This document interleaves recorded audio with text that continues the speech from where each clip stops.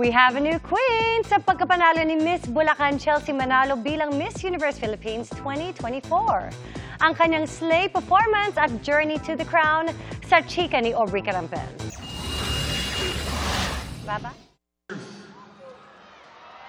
Our Miss Universe Philippines 2024 is Bulacan! Miss Bulacan Chelsea Manalo is the new Miss Universe Philippines. Ipinasa sa kanya ang korona ni Miss Universe Philippines 2023 Michelle D. First runner-up si Stacy Gabriel ng Cainta. Second runner-up naman si Atisa Manalo ng Quezon Province.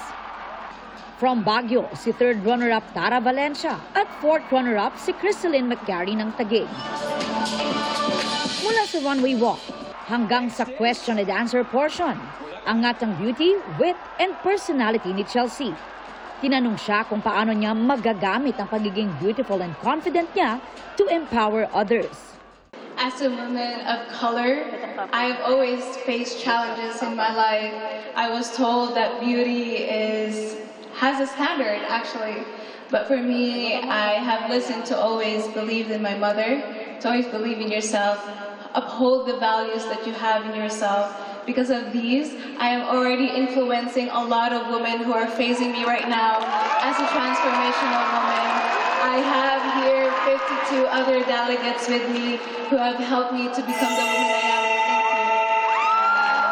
am. Besting other 52 candidates, si Chelsea ang magiging pambato ng Pilipinas sa Miss Universe pageant sa Mexico. I always have this dream of actually looking at myself in the mirror of wearing that sash and that crown.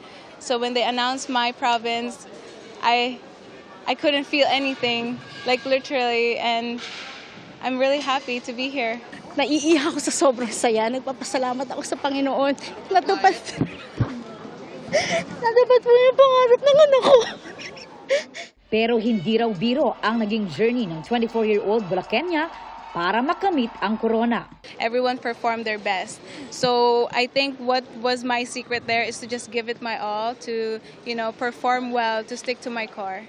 Half American si Chelsea.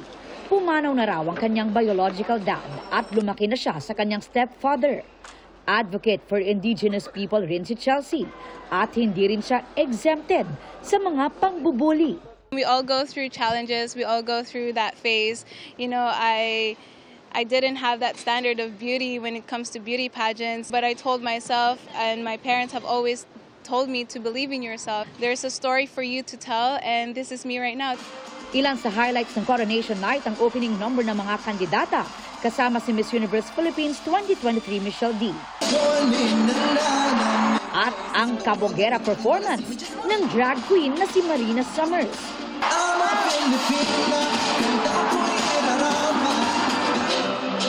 Sa final walk ni Miss Universe Philippines 2023 Michelle D, muli niyang isinuot ang Black Wangod-inspired gown na ipinanlaban niya sa Miss Universe pageant last year. Hosts naman ng pageant si Asia's multimedia star Alden Richards, Miss Universe 2022 Arbony Gabriel, at Emmy Award-winning host and producer Ginny Mai. Co-host din si Gabi Garcia at Kim Yap. Pagkatapos ng programa, inanunsyo at kinoronahan din ang iba pang title winners. Si Alexi Brooks ng Iloilo ang Miss Eco International Philippines 2025. Si Miss Pampanga Cyril Payumo ang Miss Charm Philippines 2025. Miss Cosmo Philippines 2024 si Atisa Manalo ng Quezon Province. At Miss Supranational Philippines 2025 si Tarami Valencia from Baguio. Aubrey Carampel, updated sa showbiz happenings.